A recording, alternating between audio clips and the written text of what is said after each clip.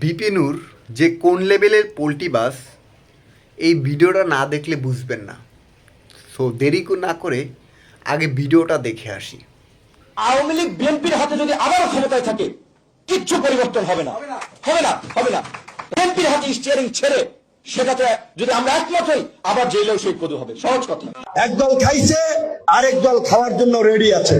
পরিষ্কার ভাবে এই প্রশাসন ঠিক না করে, রাষ্ট্র সংস্কার না করে আগামী 2 বছর আগে কোন নির্বাচন আমরা চাই না। দেখলেন তো ভাই, 2 বছর আগেই বলছে বিএনপির হাতে ক্ষমতায় গেলে কোনো কিছুই পরিবর্তন হবে না। বিএনপি তখন চাঁদাবাজ, লুটবাজ, মানে বিএনপি একটা সন্ত্রাসী দল। হ্যাঁ, আর এখন বিএনপির দলে একটা প্রতিমন্ত্রীর জন্য বিএনপির দলে যোগ দিছে।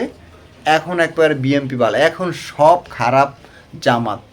এখন জামাত পুরো দেশটাকে সন্ত্রাসবাদ করে তুলতেছে। জামাত চাঁদাবাজ, জামাত সব কিছু, এখন জামাত খারাপ।